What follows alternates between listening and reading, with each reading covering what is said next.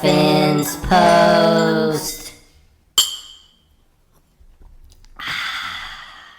Welcome everybody to another edition of the Fence Post. I am back in the host seat finally after a week of reprieve. My host over there, Matt Nevels. Hello. And we're joined by local businessman and kind of local celebrity status of sorts. We'll get into that here in a little bit.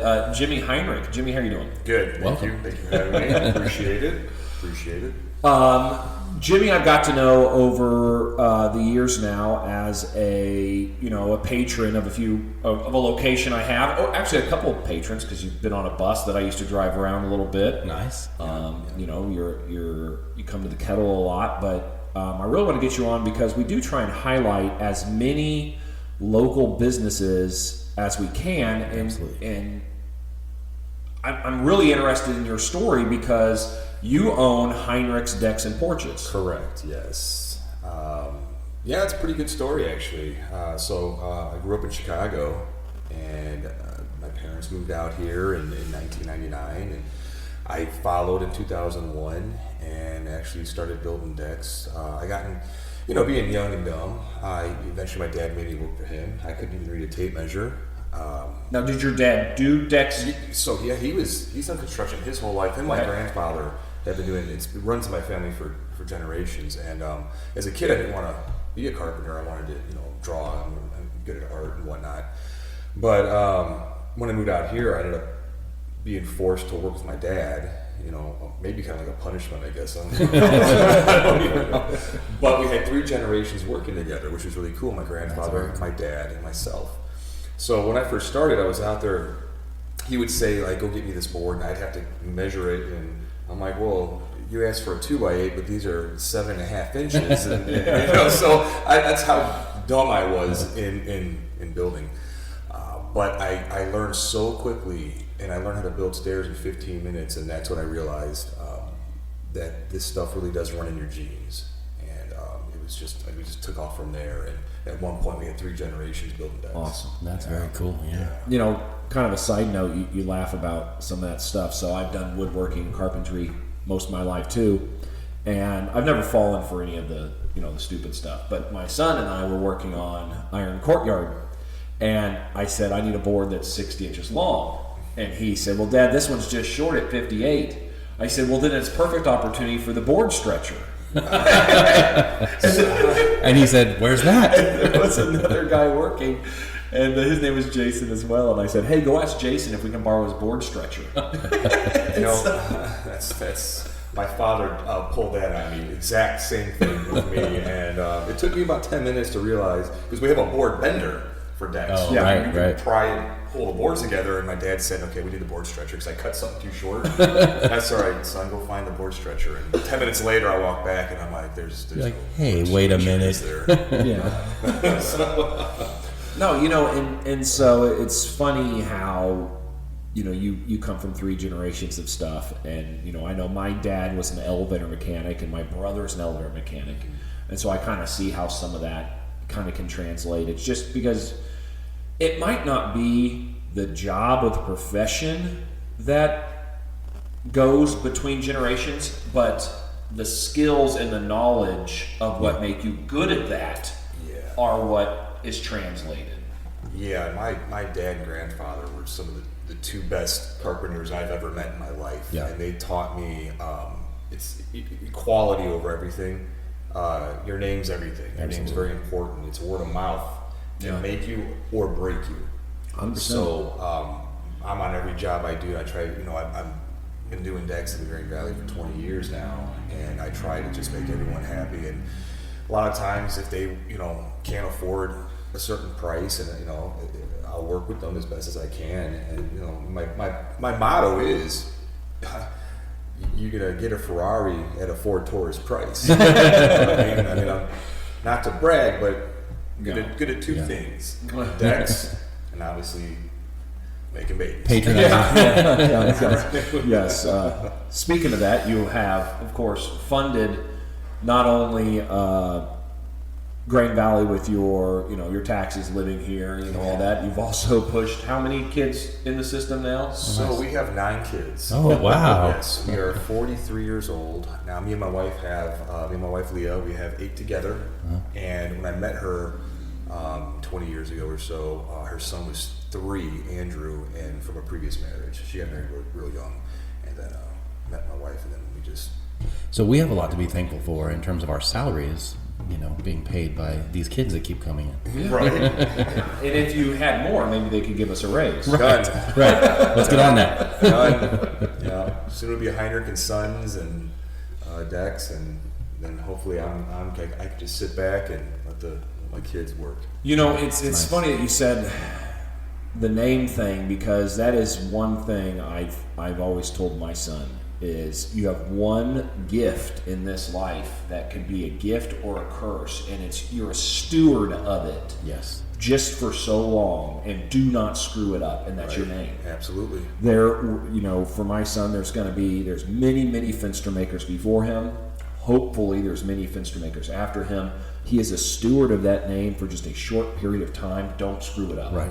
Don't make it a bad one. Don't make it a bad one. I have done that enough on my own. I need you to. We need you to do some damage control, some repair. That's why I moved from Chicago to here. No. Yeah. I heard it was mob ties. Hey. I mean, we can't talk about that, right? Let's not. This is a family podcast. Yes. and so, coming from Chicago, I'm assuming suburbs of Chicago? Yeah, West Chicago is a suburb of Chicago, about 15 minutes, DuPage County. It's actually really? called West Chicago. Oh, wow. Yeah, I have no idea where that is. But I am getting directions, so I know west. It's right by Aurora, Batavia, Carroll Stream, Wheaton, Glen. So is that, obviously, from your wallet, I know you're clearly a Bears fan because there's no option.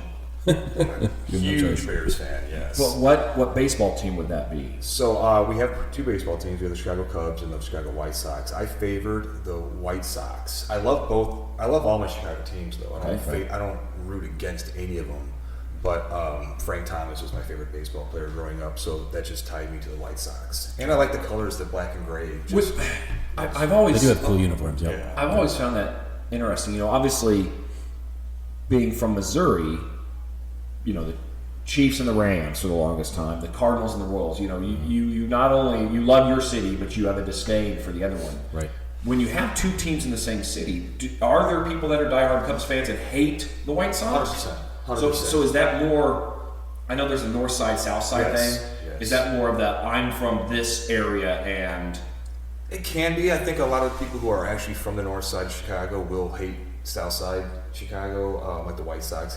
But for me, I'm west side, so I guess I'm Switzerland. Neutral. Yeah. So I love all my teams in Chicago. I mean, why wouldn't I? I mean, I'm from Chicago, and the team's called Chicago, so I'm going to root for Chicago. Right. Although I have been in Kansas City area now a year longer than I lived in Chicago. So I can feel the Royals are creeping in on you. No, not so much. I tried. I thought maybe. The Chiefs, and it's not like people say bandwagon, but it's not, because even when they won the first Super Bowl, I wasn't quite. But I even bought my first Chiefs shirt, the Kelsey jersey. Nice, so I'm starting to really like this team, and Andy Reid. You can't not like Andy Reid. So they do have a good story. Besides the winning,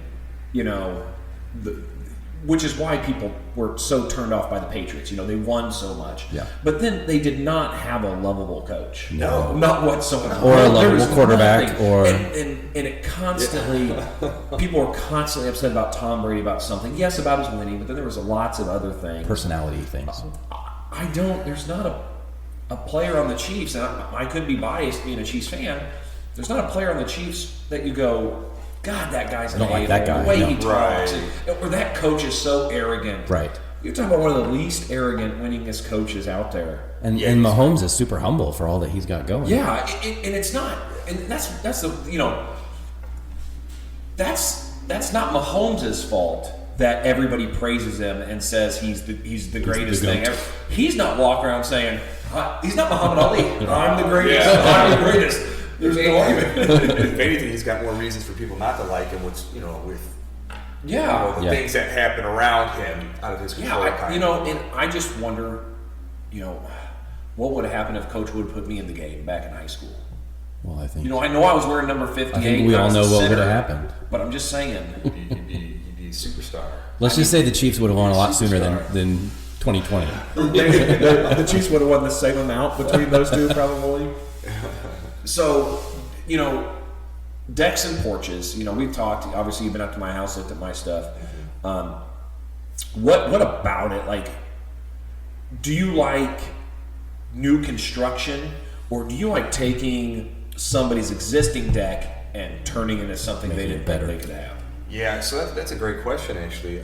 So when it comes to new construction, what I love about new construction is I can go out there, make a mess, and I leave. It looks like a bomb went off, and I don't have to clean up nothing. I don't have anybody there. I know what my job is. My builders are so great. They'll just say, Jimmy, here's the deck size. Go get it done, and I take care of everything, right? Yeah. So with homeowners, I have to do the cleanup and stuff too, which is fine. I got a guy that works for me. I can do it.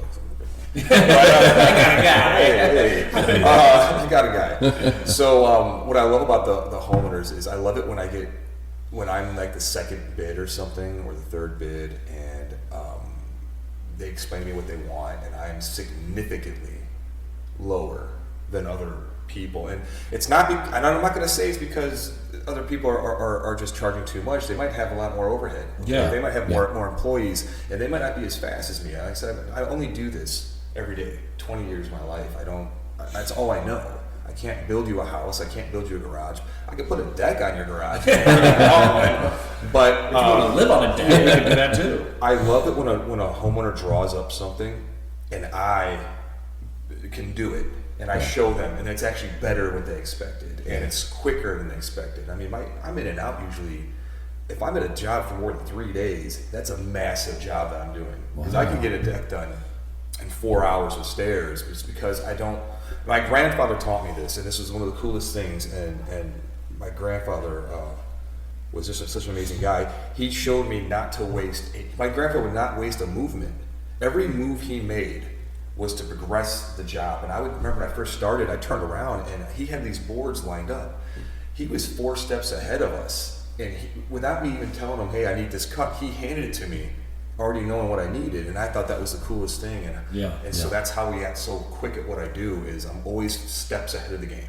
And if you can eliminate the time part, then you can really cut your costs down. Absolutely. That's how you That's can how do I it. can keep my price cheaper too. I have to hope that my wife is not watching this podcast, because she's been after me for a new deck for a while. I know a guy. You do. I know you have somebody that works with you and stuff like that, but you do a lot of the work yourself. Absolutely. I'm a perfectionist. I am very, very, very picky on all my jobs.